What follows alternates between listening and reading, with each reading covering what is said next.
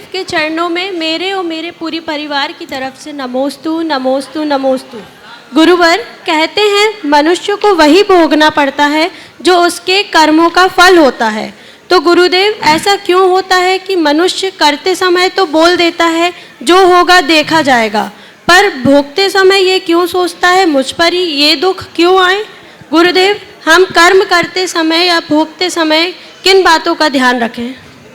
बहुत ही गंभीर सवाल आपने किया। ये मनुष्य के भीतर के कुसंस्कारों का कुफल है कि वो करते समय ये कहता है जो होगा देखा जाएगा, लेकिन जब कर्म पक कर आता है भोगते समय निश्चित उसे तकलीफ होती है। पाप करके डरना और पाप करने से डरना, इन दोनों में अंतर है। ज्ञानी पाप करने से डरता है और अज्ञानी पाप करके डरता है। जिसके हृदय में पाप करते वक्त डर होता है ना, वह उसके ज्ञानी होने की पहचान है। हमारे यहाँ सम्यक दृष्टि के लिए कहा गया सम्यक दृष्टिर भवति नित्यम ज्ञान वैराग्य शक्ति। सम्यक दृष्टि के अंदर ज्ञान और वैराग्य की प्रबल शक्ति होती है। वो करता नहीं, और यदि कदाचित करना भी पड़े तो अंदर से उसकी रुचि नहीं होती, एक प्रकार का डर होता है। तो पाप से डरने का भाव होना ही चाहिए।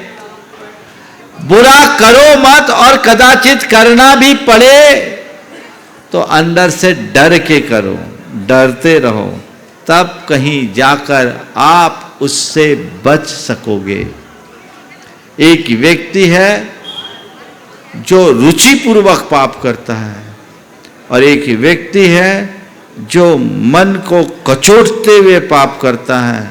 दोनों में बड़ा अंतर है। एक पाप करता है, एक से पाप होता है। जो पाप करता है वो प्रबल पाप का भागी होता है, उसे प्रबल पाप भोगना पड़ता है, और जिससे पाप होता है उसके थोड़े से प्रयासों से वो पाप धुल जाता है।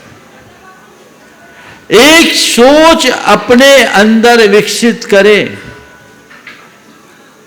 मुझसे मैं पाप ना करूं, पाप हो जाए ये अलग बात है, उसे मैं धीरे धीरे कम करने का प्रयास करूं। पाप होना कदम कदम पर संभावित है।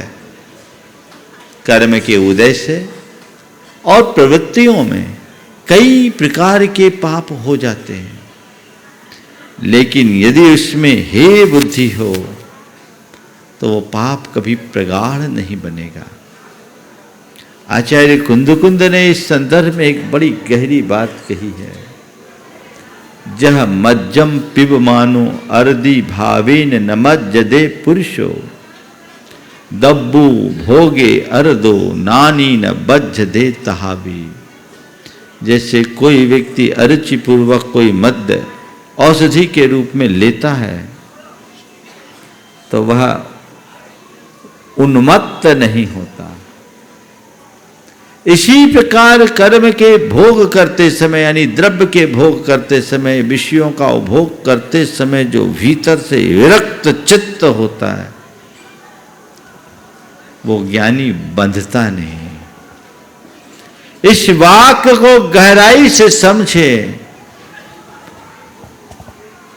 पाप करना और पाप होना,